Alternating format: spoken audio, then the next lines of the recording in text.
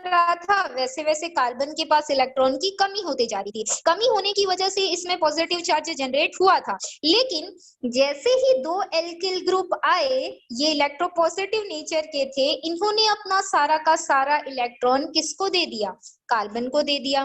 Carbon ने electron को लिया तो वो अब स्ट्रांग हो गया, उस पे ये जो पॉजिटिव चार्ज बना था अब ये इतना ज्यादा एक्टिव नहीं है, मतलब उसके पास इलेक्ट्रॉन की कमी नहीं है कि न्यूक्लियोफाइल उसके पास अटैक करे, वो ऐसा चाहेगा। ठीक है, वो ऐसा तभी चाहेगा जब उसके पास इलेक्ट्रॉन की कमी हो और उस इलेक्ट्रॉन को वो ऑक्सीजन को ट्रांसफर करने में कैपेबल नहीं होगा, हम ये मान के चले। ठीक है, लेकिन यहाँ पर ये कार्बन बहुत कैपेबल है कि वो ऑक्सीजन और इन दो एल्किल ग्रुप को मेंटेन करके रख सकता है, जिसकी वजह से यहाँ पर जो न्यूक्लियोफिलिक रिएजेंट अटैक करेगा वो काफी कम रिएक्टिविटी का होगा। क्यों? क्योंकि वो नहीं चाहता कि उसके पास कोई और इलेक्ट्रॉन भेजे, क्योंकि उसके पास ऑलरेडी इलेक्ट्रॉन आ रहा है, क्योंकि दो एल्किल ग्रुप उससे क्या है? अटैच हैं, जो कि उसको इलेक्ट्रॉन दे रहे हैं, और उस इलेक्ट्रॉन को बैलेंस करके वो उसको किसको प्रोवाइड कर रहा है?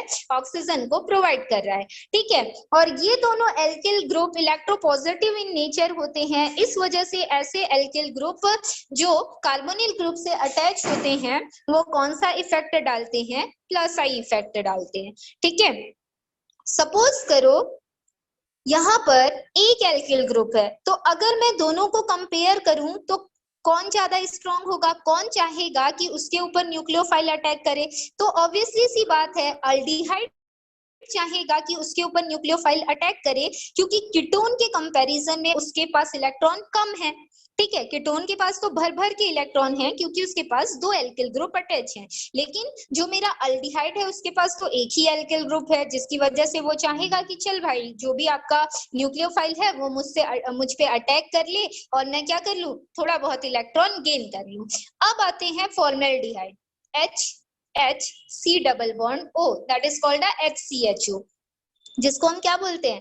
फॉर्मेल्डिहाइड बोलते हैं। अब ये फॉर्मेल्डिहाइड है, फॉर्मेल्डिहाइड के पास ना तो कोई भी आपको दिख रहा होगा एल्किल ग्रुप तो प्रेजेंट नहीं है, सारे के सारे हाइड्रोजन है, लेकिन हाइड्रोजन भी इलेक्ट्रोपॉजिटिव नेचर को रिप्रेजेंट करता है, मतलब इसमें इलेक्ट्रॉन है, लेकिन अल्डिहाइड और कीटोन इन दोनों के कंपैरिजन में जो हमारा फॉर्मेल्डिहाइड है उसमें इलेक्ट्रॉन की कमी है, तो ये चाहेगा कि आसानी से न्यूक्लियोफाइल मुझ पे अटैक करे और मैं कोई इलेक्ट्रॉन को क्या कर लूं? गेन कर लूं। उसके बाद अल्डिहाइड चाहेगा कि उसके पास क्या जो न्यूक्लियोफाइल है वो अटैक करे, और उसके बाद किसकी बारी आएगी?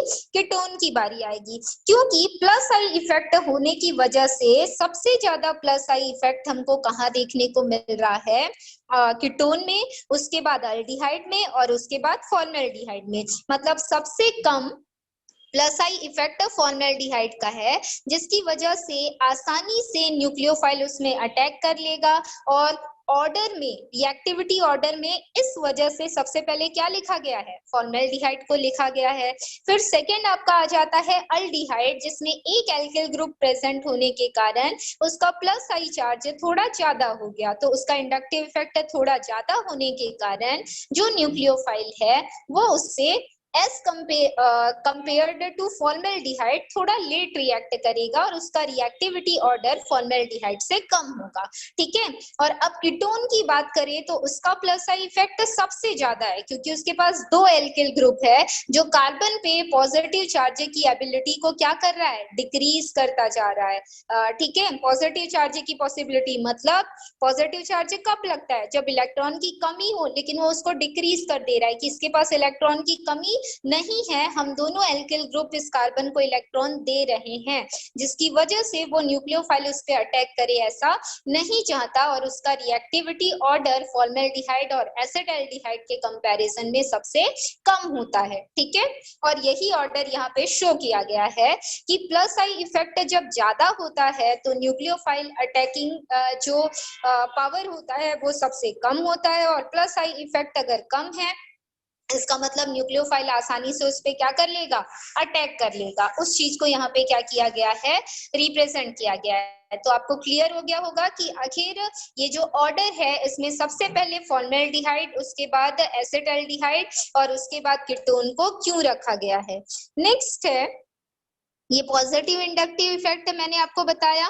नेगेटिव इंडक्टिव इफेक्ट की अगर बात करोगे तो हम उसको डिनोट करते हैं किससे? माइनस आई से। किससे डिनोट करते हैं? हम उसको माइनस आई से डिनोट करते हैं। अब माइनस आई से डिनोट करते हैं तो देखो इसको माइनस आई से डिनोट क्यों किया जाता है? जब मेरे पास कोई ऐसा केमिकल कंपाउंड हो, सपोज करो यहाँ पे डबल बॉन्ड O लगा हुआ है और यहाँ पे कोई ऐसा एल्किल ग्रुप है, जैसे यहाँ पे दिया हुआ है NO2 है and that is a CH3। ठीक, एक एल्किल ग्रुप अटैच है और एक NO2 है। NO2 कौन से नेचर का होता है? इलेक्ट्रोनेगेटिव नेचर का होता है। ठीक है, तो यहाँ पर ये जो NO2 इस CH3 के कंपैरिजन में क्या कर रहा है? इस कार्बन से इलेक्ट्रॉन को गेन कर रहा है। तो यहाँ पर जो इफेक्ट है that is a minus I effect, क्योंकि एक इलेक्ट्रोनेगेटिव एलिमेंट किससे जुड़ा हुआ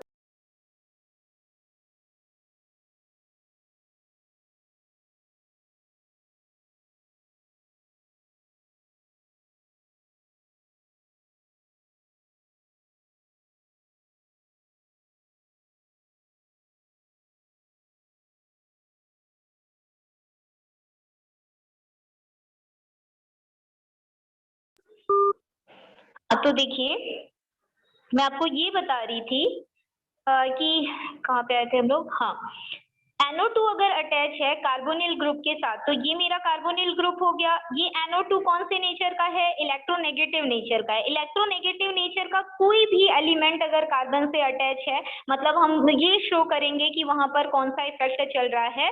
माइनस आई इफेक्ट चल रहा है। तो माइनस आई इफेक्ट चल रहा है मतलब इस कार्बन से ये जो NO2 है क्या कर रहा है? इलेक्ट्रॉन को लेते जा रहा है, इलेक्ट्रॉन को लेते जा रहा है। तो इसके पास जो इलेक्ट्रोपॉजिटिव नेचर है वो क्या होता जाएगा? बढ़ता जाएगा। मतलब इलेक्ट्रॉन की जो कमी है वो क्या होती जाएगी? बढ़ती जाएगी। और इलेक्ट्रॉन की कमी अगर बढ़ रही है मतलब आसानी से न्यूक्लियोफाइल इस पे क्या कर लेगा? अटैक कर लेगा, क्योंकि इस कार्बन को किसकी जरूरत है? इलेक्ट्रॉन की जरूरत है। और इलेक्ट्रॉन उसको किससे मिलेगा? न्यूक्लियोफाइल से मिलेगा। तो वो चाहेगा कि उसके ऊपर जो न्यूक्लियोफाइल है वो क्या करे?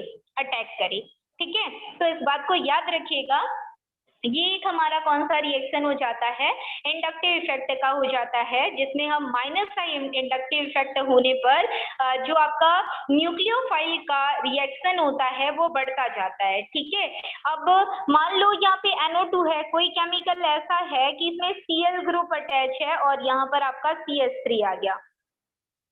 तो ये Cl और ये N, इन दोनों का हमको इलेक्ट्रोनेगेटिविटी ऑर्डर के बेसिस पे पता करना है। तो ये चाहेगा ये इस कार्बन से सारा का सारा इलेक्ट्रॉन किसके पास चला जाएगा? क्लोरीन के पास चला जाएगा। तो यहाँ पर भी ये माइनस आई इफेक्ट शो कर रहा है और यहाँ पर कौन सा रिएक्शन हो जाएगा?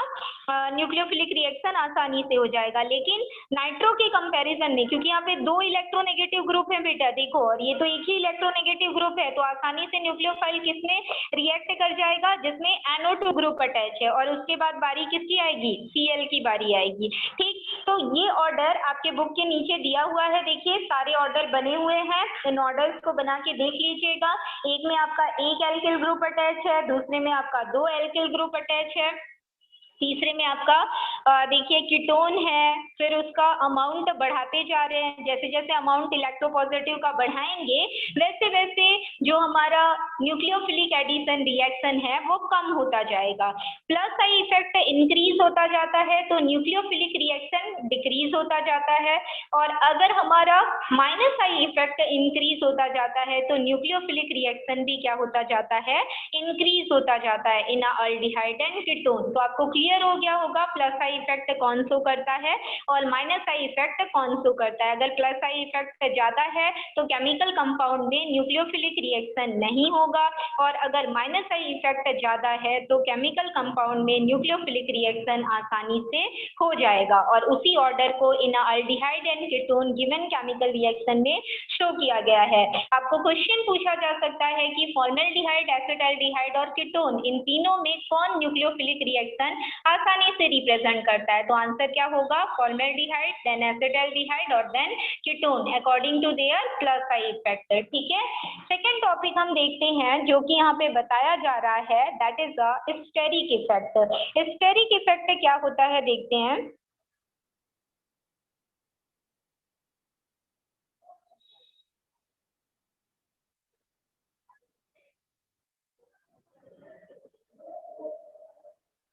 देखिए यहाँ पे स्टेरिक इफेक्ट बताया जा रहा है। स्टेरिक इफेक्ट क्या है उसके बारे में हम एक बार डिस्कस कर लेते हैं। हाँ, देखिए ये आपका स्टेरिक इफेक्ट है। स्टेरिक इफेक्ट एल्किल ग्रुप का साइज, स्टेरिक हिंड्रेंस एक बार क्लास में पढ़ाते वक्त, जब आप लोग स्कूल आ रहे थे तब क्लास में पढ़ाते वक्त मैंने बताया था आप लोगों को स्टेरिक हिंड्रेंस के बारे में। स्टेरिक हिंड्रेंस मतलब कि कोई मॉलिक्यूल है और उस मॉलिक्यूल से अटैच या कोई एलिमेंट है उससे अटैच अनदर मॉलिक्यूल का साइज क्या है, काफी बड़ा है, तो कोई अनदर न्यूक्लियोफाइल या इलेक्ट्रोफाइल जब अटैक करेगा इस कार्बन पे तो उसको जगह चाहिए, लेकिन उसको जगह ये दोनों एलिमेंट एक्स वाई जो भी एलिमेंट है ये एलिमेंट इसको जगह ही नहीं दे रहे हैं कि ये कार्बन तक क्या हो सके, पहुंच सके। मतलब स्टेरिक क्राउडिंग है वहां पे, बहुत ज्यादा एलिमेंट का साइज बड़ा होने की वजह से सेंट्रल मेटल एटम के पास या सेंट्रल एलिमेंट के पास कोई भी न्यूक्लियोफाइल जो है वो पहुंच नहीं पाता। उसी को हम स्टेरिक हिंड्रेंस के फॉर्म पे इंडिकेट करते हैं। मतलब उससे अटैच जो एलिमेंट है लार्ज साइज का होने की वजह से उनका क्राउडिंग क्या हो गया, इंक्रीज हो गया, और क्राउडिंग ज्यादा होने के कारण उस मेटल पे जो भी न्यूक्लियोफाइल था वो क्या नहीं कर पाया, अटैक नहीं कर पाया। उसको हम स्टेरिक इफेक्ट बोलते हैं। जैसे फॉर एग्जांपल देखो एक रीजन और बताया गया है कि मेरे पास दो एल्किल ग्रुप है और यहाँ पे एक कीटोन है, ठीक, और अल्डिहाइड की बात करें तो यहाँ पे अल्डिहाइड है। अब देखो यहाँ पे दो एल्किल ग्रुप है, मतलब दोनों का साइज काफी बड़ा है, और दोनों का साइज बड़ा है तो जब न्यूक्लियोफाइल इस पे अटैक करेगा तो न्यूक्लियोफाइल को अटैक करने के लिए जगह चाहिए ना, और वो जगह ये दो एल्किल ग्रुप आसानी से न्यूक्लियोफाइल को देंगे नहीं, ठीक है। तो स्टेरिक इफेक्ट की वजह से भी ऐसा होता है कि जो न्यूक्लियोफाइल है वो अटैक नहीं कर पाता है। और इसमें देखो एक एल्किल ग्रुप है और एक हाइड्रोजन है, हाइड्रोजन छोटे साइज का, एल्किल ग्रुप बड़े साइज का, तो ये कहीं ना कहीं से आसानी से न्यूक्लियोफाइल को इस कार्बन के पास क्या करेगा, पहुंचा देगा, ठीक है। तो उसी चीज को यहाँ पे बोला गया है कि न्यूक्लियोफिलिक रिएजेंट तब रिएक्ट नहीं करता जब स्टेरिक हिंड्रेंस काफी ज्यादा होता है, और अगर स्टेरिक हिंड्रेंस आपका कम हो जाता है तो आसानी से न्यूक्लियोफाइल किसी भी एलिमेंट पे, चाहे वो कीटोन का हो या अल्डिहाइड का हो, क्या कर लेता है, रिएक्ट कर लेता है। लेकिन नाम से ही पता चलता है कीटोन है मतलब दो एल्किल ग्रुप है, दो एल्किल ग्रुप मतलब स्टेरिक हिंड्रेंस ज्यादा है, और एक एल्किल ग्रुप मतलब स्टेरिक हिंड्रेंस कम है। और एक एल्किल ग्रुप तब होगा जब हम अल्डिहाइड की बात करेंगे तो अल्डिहाइड में न्यूक्लियोफिलिक रिएक्शन आसानी से हो जाता है, और कीटोन में न्यूक्लियोफिलिक रिएक्शन को होने में टाइम लगता है, क्योंकि इसमें जो एटम या मॉलिक्यूल अटैच होते हैं उनकी साइज बड़ी होती है, साइज बड़ी होने के कारण स्टेरिक हिंड्रेंस इनमें काफी ज्यादा होता है, ठीक है। इस वजह से न्यूक्लियोफिलिक रिएक्शन इसमें क्या हो जाएगा, कम हो जाएगा। दूसरा रीजन ये बताया गया है। फर्स्ट रीजन क्या था, इंडक्टिव इफेक्ट था। सेकेंड रीजन बताया जा रहा है स्टेरिक इफेक्ट। इसके बाद अभी तक हमने जो डिस्कस किया that is the aliphatic aldehyde and ketone, ठीक है, एलिफेटिक फॉर्म डिस्कस किया है। अब इसके बाद जो बताया जा रहा है वो आपका है एरोमेटिक एल्डिहाइड एंड कीटोन। मतलब एरोमेटिक एल्डिहाइड और कीटोन जो होते हैं वो एलिफेटिक एल्डिहाइड और कीटोन के कंपैरिजन में काफी लेस रिएक्टिव होते हैं। ऐसा क्यों होता है, देखो पॉजिटिव चार्ज प्रोड्यूस्ड और कार्बोनिल ग्रुप कि कार्बन पे जब कोई पॉजिटिव चार्ज जो प्रोड्यूस हो रहा है वो कैसा होता है, डीलोकेलाइज्ड होता है इन अ बेंजीन रिंग। डीलोकेलाइजेशन का मतलब है एक पोजीशन पर वो चार्जेस नहीं रहता है, वो क्या करता रहता है, बेंजीन रिंग है मतलब इतनी सारी जगह है, 6 कार्बन का पोजीशन है, तो हर एक कार्बन को क्या करेगा, ट्रांसफर करेगा ना उस इलेक्ट्रॉन को, और ट्रांसफर होने की वजह से न्यूक्लियोफाइल को लगता है कि मैं किस पोजीशन पे अटैक करूं, वो कंफ्यूज हो जाता है, कभी उसको ऑर्थो पे दिखता है, कभी उसको मेटा पे दिखता है, कभी उसको पैरा पे दिखता है, तो वो सोचता है कि वो किस पे अटैक करे, जो न्यूक्लियोफाइल है वो।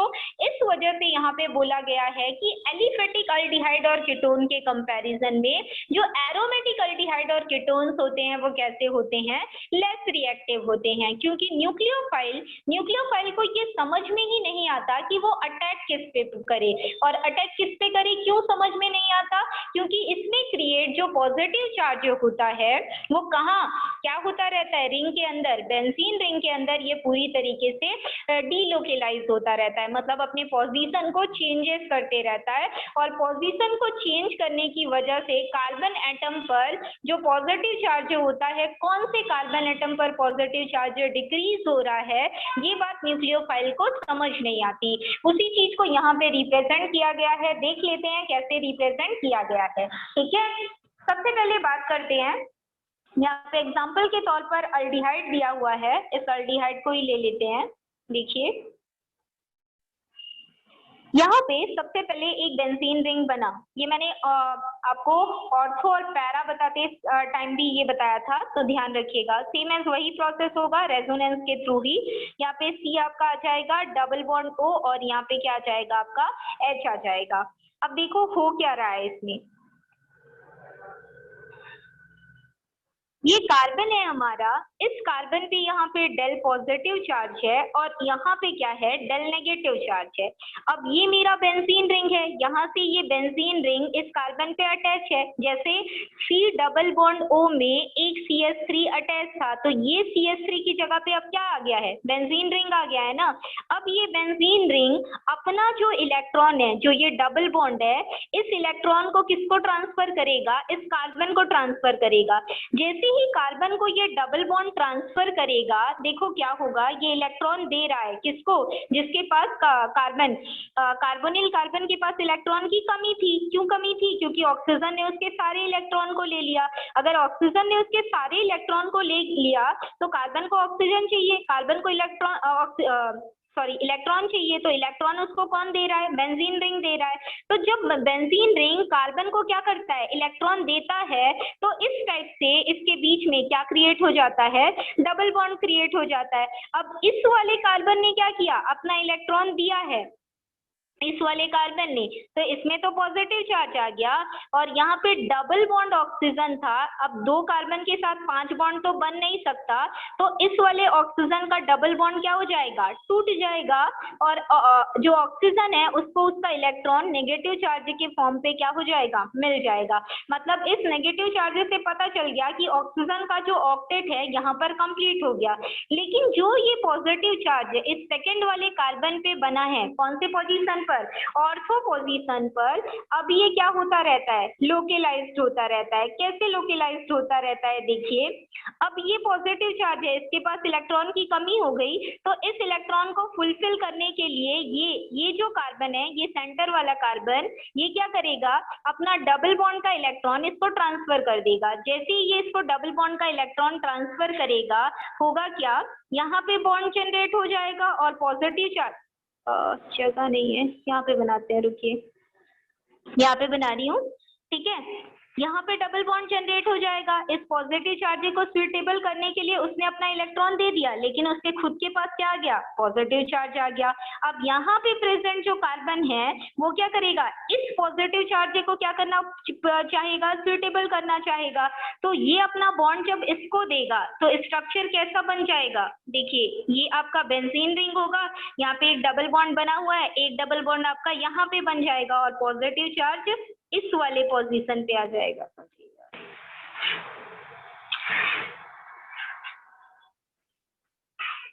रुकिए,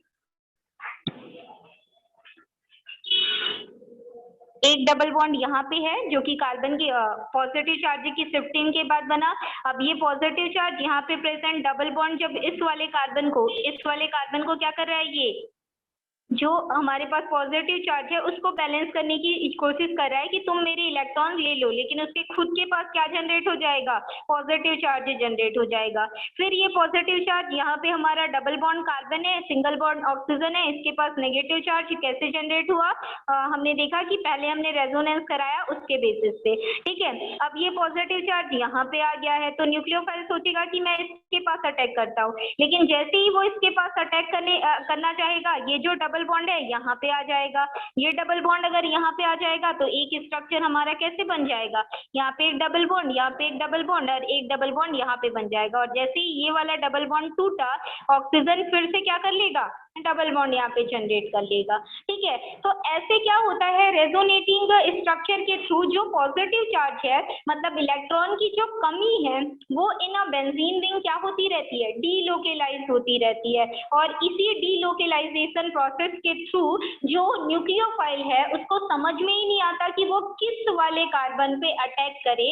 तो as compared to aliphatic aldehyde and ketone, जो न्यूक्लियोफिलिक हमारा एरोमेटिक जो हमारा कीटोन और अल्डिहाइड होता है वो लेस रिएक्टिव होता है for a delocalisation of a magnitude of positive charge on benzene ring. हम इसको ऐसे बोलेंगे। ठीक है, तो आपको क्लियर हो गया होगा कि कैसे डीलोकेलाइजेशन का प्रोसेस होता है एरोमेटिक अल्डिहाइड और कीटोन में। तो हमने plus I minus I effect देख लिया, स्टेरिक हिंड्रेंस देख लिया, और साथ में delocalisation of electron in a benzene ring उसके बारे में भी देख लिया। इसके बाद नेक्स्ट टॉपिक इसमें बताया गया है reactivity of alpha hydrogen. Alpha hydrogen क्या होता है मैंने आपको बता दिया था, फंक्शनल ग्रुप के बाद जो भी कार्बन एटम आता है उसको अल्फा बीटा और गामा के फॉर्म पे इंडिकेट किया जाता है। तो अल्फा कार्बन से अटैच जितने नंबर ऑफ हाइड्रोजन होंगे वो हमारे लिए क्या कहलाएंगे, अल्फा हाइड्रोजन कहलाएंगे। फॉर एग्जाम्पल अगर मैं यहाँ पर C डबल बॉन्ड O और यहाँ पे लिखती हूँ CH3, तो ये मेरा फंक्शनल ग्रुप हो गया, ये वाला अल्डिहाइड वाला, और ये कार्बन इससे अटैच है तो ये क्या हो जाएगा, अल्फा कार्बन, और इससे अटैच ये हाइड्रोजन क्या हो जाएगा, अल्फा हाइड्रोजन हो जाएगा। ठीक है, तो अल्फा हाइड्रोजन का रिएक्टिविटी कैसे होता है बताया जा रहा है। कोई भी अल्फा हाइड्रोजन रिमूव होता है तो जैसे ही अल्फा हाइड्रोजन रिमूव होगा वो H पॉजिटिव आयन के फॉर्म पे रिमूव होगा, तो वो अपना इलेक्ट्रॉन किसको देता हुआ जाएगा, कार्बन को देता हुआ जाएगा। और कार्बन को देता हुआ जाएगा, इसका मतलब ये है कि जो अल्डिहाइड होता है वो कौन से नेचर को शो करता है, एसिडिक नेचर को, क्योंकि अकॉर्डिंग टू आर्हीनियस कॉन्सेप्ट ना बोला जाए, ब्रॉन्स्टेड-लॉरी कॉन्सेप्ट, क्योंकि आर्हीनियस ये बोलता है कि जो भी केमिकल कंपाउंड, हाँ आर्हीनियस कॉन्सेप्ट ही बोला जाए, क्योंकि कोई भी केमिकल कंपाउंड अगर H पॉजिटिव चार्ज देता है तो वो क्या होता है, एसिड होता है अकॉर्डिंग टू आर्हीनियस कॉन्सेप्ट, और OH नेगेटिव आयन देता है तो क्या होता है, बेस होता है, हमने यही पढ़ा था। ठीक है, और ब्रॉन्स्टेड-लॉरी में तो प्रोटॉन डोनर और प्रोटॉन एक्सेप्टर होते हैं, उसके बेसिस पे प्रोटॉन डोनर है तो एसिड है, एक्सेप्टर है तो बेस है, इस बेस पे पढ़ा था। और एक लुईस का था जिसमें लोन पेयर ऑफ इलेक्ट्रॉन के बेसिस पे हमने पढ़ा था। तो यहाँ पर जिस कॉन्सेप्ट के बेसिस पे अल्डिहाइड को एसिड बोला गया है वो हमारा कौन सा कॉन्सेप्ट है, आर्हीनियस का कॉन्सेप्ट है, जिसमें आर्हीनियस ने ये कहा था कि कोई भी केमिकल कंपाउंड अगर H पॉजिटिव आयन दे रहा है तो वो एसिडिक इन नेचर होगा। ठीक है, तो यहाँ पर देखो होता क्या है, जब हम अल्फा हाइड्रोजन की बात करते हैं तो ये अल्फा हाइड्रोजन किसी भी अल्डिहाइड में प्रेजेंट जो अल्फा हाइड्रोजन होता है वो रेजोनेंस की वजह से एसिडिक नेचर रिप्रेजेंट करता है। एसिडिक नेचर में क्या होता है, एक H पॉजिटिव आयन निकल जाता है, जैसे ही H पॉजिटिव आयन निकला, H पॉजिटिव में कब कन्वर्ट होगा, जब देखो हाइड्रोजन का एटॉमिक नंबर कितना होता है, 1 होता है, मतलब इसके पास तो एक ही इलेक्ट्रॉन था, और एक इलेक्ट्रॉन खुद कार्बन का। और मैंने आपको बोला था कि नेगेटिव चार्ज कैसे बनता है, कहीं पर भी नेगेटिव चार्ज लगा है इसका मतलब क्या है, वो 2 इलेक्ट्रॉन की बात कर रहा है, इस बात को याद रखिएगा। ठीक है, तो कार्बन पे कौन सा चार्ज जनरेट हो जाएगा, नेगेटिव चार्ज, उसका खुद का चार्ज, और हाइड्रोजन ने उसको जो चार्ज दिया है, क्योंकि हाइड्रोजन जो निकला वो किस फॉर्म पे निकला, H पॉजिटिव के फॉर्म में, और इस पॉजिटिव का मतलब है कि उसने अपने एक इलेक्ट्रॉन को क्या कर दिया, लूज कर दिया है, और उस लूज किए हुए इलेक्ट्रॉन को किसने गेन किया है, कार्बन ने गेन किया है। कार्बन ने गेन किया मतलब उसके पास क्या आ जाएगा, नेगेटिव चार्ज आ जाएगा। आप ऐसे भी समझ सकते हो कि कार्बन के पास टोटल 4 वैलेंसी है, ठीक है, 3 वैलेंसी उसने बना लिया, एक इलेक्ट्रॉन जो हाइड्रोजन ने लूज किया उसको उसने गेन किया, हाइड्रोजन ने एक इलेक्ट्रॉन लूज किया तो उससे एक पॉजिटिव चार्ज, और कार्बन ने एक इलेक्ट्रॉन गेन किया तो उससे क्या आ गया, एक नेगेटिव चार्ज आ गया। आप इसको ऐसे भी समझ सकते हो, बिकॉज 2 इलेक्ट्रॉन का कॉन्सेप्ट आपको यहाँ पे काम नहीं आएगा, वो दूसरे टॉपिक्स में आपको काम आएगा। ठीक है, तो यहाँ पे नेगेटिव चार्ज जनरेट हो गया, आपको दिख रहा होगा।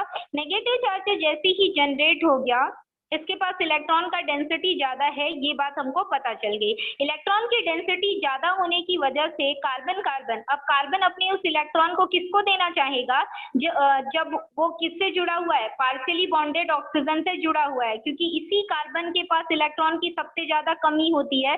तो सारे के सारे एटम जो इससे जुड़े हुए होते हैं वो इसी को क्या करना चाहते हैं, इलेक्ट्रॉन देना चाहते हैं। तो जैसे ही इसको इलेक्ट्रॉन देगा, दोनों कार्बन के बीच में क्या जनरेट हो जाता है, डबल बॉन्ड जनरेट हो जाता है। अगर इन दोनों के बीच डबल बॉन्ड जनरेट हुआ तो ऑक्सीजन का डबल बॉन्ड क्या हो जाएगा, डिसोसिएट हो जाएगा, और इस ऑक्सीजन पे कौन सा चार्ज जनरेट हो जाएगा, नेगेटिव चार्ज जनरेट हो जाएगा। ठीक है, इस बात को याद रखिएगा। तो इस टाइप में ये रेजोनेटिंग स्ट्रक्चर होता है। एक कार्बन निकले, अब यहाँ से ये भी कार्बन निकल सकता है, ये भी कार्बन निकल सकता है, ये भी कार्बन निकल सकता है। और एसिडिक नेचर, अभी तो आपको ये बात काम नहीं आएगी, लेकिन जब आप कंपटीशन एग्जाम फाइट करेंगे तो ये बात आपको काम आएगी कि डीलोकेलाइजेशन कितने हाइड्रोजन का हो रहा है। तो यहाँ पर 3 हाइड्रोजन अटैच है, आपको दिख रहा है, तो 3 हाइड्रोजन का लोकेलाइजेशन होगा, तो इसका जो एसिडिक नेचर है वो क्या हो जाएगा, बढ़ जाएगा। ऑब्वियसली सी बात है, एक का होता तो कम होता, यहाँ पे तो 3 हाइड्रोजन की पास एबिलिटी है कि वो अल्डिहाइड से क्या हो सकते हैं, डीलोकेलाइज्ड हो सकते हैं, तो उसका एसिडिक नेचर और ज्यादा क्या हो जाएगा, बढ़ जाएगा। ठीक है, तो अल्डिहाइड कौन से नेचर का होता है पूछा जाएगा, तो आंसर क्या करोगे, aldehyde are acidic in nature because they release their hydrogen atoms. ठीक है, तो ये एक कैरेक्टर यहाँ पे बताया जा रहा है, और इस अल्फा हाइड्रोजन के बेसिस पे ही यहाँ पे कुछ केमिकल रिएक्शन बताए गए हैं। उन केमिकल रिएक्शन में सबसे पहला केमिकल रिएक्शन बताया जा रहा है nucleophilic addition reaction. Nucleophilic addition with elimination of water, मतलब जो भी केमिकल कंपाउंड आपको मिला है अल्डिहाइड या कीटोन का, उसमें वाटर को एलिमिनेट करके न्यूक्लियोफाइल एडिशन रिएक्शन करा सकते हो। एक ऑक्सीडेशन का रिएक्शन हो सकता है, एक रिडक्शन का रिएक्शन हो सकता है, हैलोजिनेशन हो सकता है, रिएक्शन विद बेस हो सकता है, और अदर टाइप ऑफ रिएक्शन भी ये क्या करता है, शो करता है। तो सबसे पहले यहाँ पर जो टॉपिक बताया गया है that is the nucleophilic addition reaction. ठीक, तो इस न्यूक्लियोफिलिक एडिशन रिएक्शन के बारे में हम कल की क्लास में डिस्कस करेंगे। आज की क्लास हम यहीं पे खत्म करते हैं, और प्रैक्टिकल डेट आप सभी को मैंने बता दिया है, आप सभी ध्यान रखिएगा। चलिए, तो आज की क्लास यहीं पे खत्म करते हैं। और गौरव, आपका जो डाउट है मैं आपको सैटरडे को बताऊंगी बेटा, ठीक है, चलिए।